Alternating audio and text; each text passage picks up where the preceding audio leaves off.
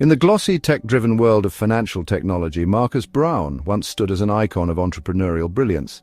As CEO of Wirecard AG, he was celebrated for transforming a small Bavarian payments processor into a global fintech giant. However, beneath Braun's meticulously crafted public persona lay one of Europe's largest financial frauds, one that devastated investors, embarrassed regulators, and impacted the lives of countless individuals. Born in Vienna, Austria in 1969, Braun exuded the confidence and visionary flair of a Silicon Valley tech mogul, often dressed in his trademark black turtleneck, reminiscent of Steve Jobs. After earning a PhD in economics from the University of Vienna, Braun joined Wirecard in 2002, quickly ascending to CEO. His rise, however, was marked by a disturbing absence of oversight. Within months of joining, Braun took control of the company without resistance from its supervisory board. He consolidated power rapidly, becoming both CEO and a major shareholder, granting himself near total control over strategy, operations, and disclosure. This unchecked authority laid the foundation for the deception that would follow.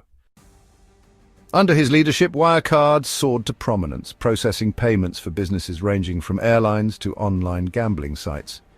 By 2018, Wirecard had overtaken Deutsche Bank, becoming a proud symbol of German innovation, valued at nearly 24 billion euros.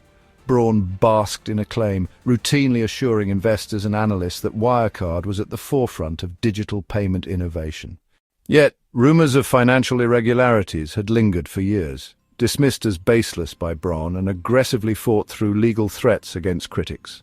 Behind the company's rapid rise was a wave of suspicious acquisitions, primarily in Southeast Asia and the Middle East. Wirecard's mergers and acquisitions strategy appeared ambitious on the surface, but deeper scrutiny revealed that many of the purchased entities were shell companies or low-revenue firms in lightly regulated regions. These acquisitions were used to fabricate revenue streams by cycling money through a series of third-party acquirers, supposedly independent firms, processing transactions on Wirecard's behalf. In truth, many of these TPAs were closely linked to Wirecard executives, or didn't exist at all. The company would send funds out through one shell entity and route it back in, disguised as customer revenue, creating the illusion of growth without actual business activity. To support these fictitious operations, Wirecard forged bank documents, including confirmation letters that claimed the company held 1.9 billion euros in escrow accounts in the Philippines. Auditors from Ernst & Young failed to independently verify these funds, relying instead on documents provided by Wirecard or intermediaries. This manipulation allowed Braun to maintain the illusion of profitability for years, fooling shareholders, analysts, and even German regulators. Enter Dan McCrum, an investigative journalist at the Financial Times. In 2015, McCrum began receiving anonymous tips alleging fraud at Wirecard. Initially skeptical, McCrum soon found himself drawn into a tangled web of offshore shell companies, phantom revenues, and corporate deceit orchestrated from Braun's executive suite. One of the most pivotal figures in the unraveling of Wirecard's fraud was Pav Gill, a young legal counsel based in the company's Singapore office. Shortly after joining Wirecard in 2017, Gill began noticing red flags: fabricated contracts, unusual accounting entries, and internal pressure to sign off on documents he knew were misleading. When he raised his concerns to superiors, he was marginalized and eventually forced out. Fearing for his safety and career, Gill confided in his mother, who made the brave decision to anonymously leak her son's documentation to the Financial Times. These internal records and emails gave McCrum's investigation the credible insider confirmation it needed. For years, Gill's identity remained protected until he publicly came forward in 2021, stating it was never about revenge. It was about doing the right thing. While Gill's documents laid the groundwork, McCrum and his team took their reporting global, traveling to verify Wirecard's claims about its massive third-party business network. In Dubai, they followed the trail of supposed partners processing billions in payments, only to discover office buildings that barely existed and company registrations with almost no employees. The deeper they dug, the more it became clear that these entities were little more than shells, strategically placed in jurisdictions with lax regulatory oversight. Each visit reinforced the same disturbing pattern. Wirecard's international empire was held up by shadows and signatures, not actual business. Perhaps the most telling moments came during McCrum's trips to Singapore and the Philippines, where Wirecard claimed it had parked €1.9 billion in escrow. In Singapore, he tracked down addresses of major subsidiaries and found either empty offices or employees unwilling to explain what the companies actually did.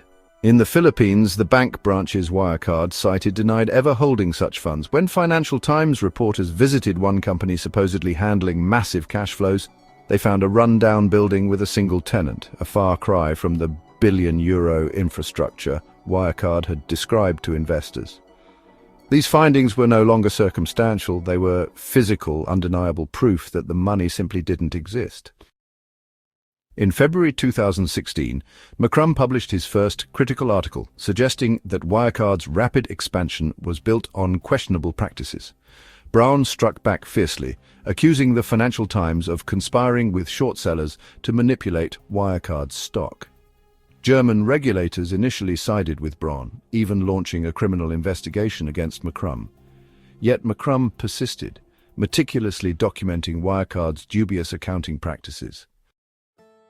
The turning point came on June 18, 2020, when Wirecard admitted that €1.9 billion supposedly held in Philippine banks critical to its reported profits was missing. The revelation sent shockwaves through financial markets. Wirecard's stock price collapsed, losing nearly 98% of its value within days. Braun resigned abruptly on June 19, and by June 23, 2020, Wirecard had filed for insolvency, marking one of Germany's most humiliating corporate failures. Braun was arrested shortly after, charged with fraud, market manipulation, and breach of trust. Prosecutors painted a picture of a man who meticulously manipulated financial statements to artificially inflate Wirecard's value, defrauding investors and stakeholders for years. Yet amidst the corporate drama, the personal tragedy of those Braun deceived emerged vividly. One of Braun's most deeply impacted victims was a Wirecard employee named Suzanne Steidl, chief product officer and a longtime ally of Braun. Initially, Steidl admired Braun, believing passionately in Wirecard's mission. Their relationship was professionally close. She trusted his vision implicitly, often defending Wirecard against critics internally and externally. However, as the scandal unfolded, Steidl found her world collapsing overnight. In a heart-wrenching anecdote, Steidl later recounted how, just days before the scandal broke, Braun had reassured her privately, telling her to ignore the noise and trust in the numbers. They don't lie. She believed him, dismissing growing doubts. But when the truth emerged, Steidl's career, reputation, and personal trust were destroyed. In later interviews, she reflected bitterly on Braun's betrayal, expressing deep remorse for defending what she believed was an innovative, transformative company. She described Braun as charismatic yet manipulative, someone whose confidence could blind even the smartest colleagues to reality. The impact extended far beyond Wirecard's executive suite. Investors worldwide faced financial ruin, pensioners watched retirement savings evaporate, and thousands of Wirecard employees lost their jobs overnight. German regulators, who had once vigorously defended Wirecard, faced fierce criticism for their failure to detect glaring fraud. Braun's trial, which began in late 2022, further exposed the extent of deception. Witnesses painted Braun as an authoritative leader whose management style bordered on intimidation, creating a corporate culture of secrecy and fear. Meanwhile, Dan McCrum became celebrated as a journalistic hero, awarded the prestigious Orwell Prize for exposing corporate wrongdoing despite significant personal risk. Ultimately, Braun's downfall became symbolic of the dangers lurking beneath unchecked corporate power and charismatic leadership. His rise and catastrophic fall serve as a stark reminder of how ambition, unchecked by accountability, can be devastating. The Wirecard scandal profoundly impacted regulatory practices across Europe, prompting reforms in financial oversight. Braun, once revered, became emblematic of corporate greed and manipulation, remembered as much for his sharp intellect and ambition as for the massive fraud he orchestrated. Yet beyond the numbers, trials, and financial losses lay the profound betrayal felt by those closest to Braun.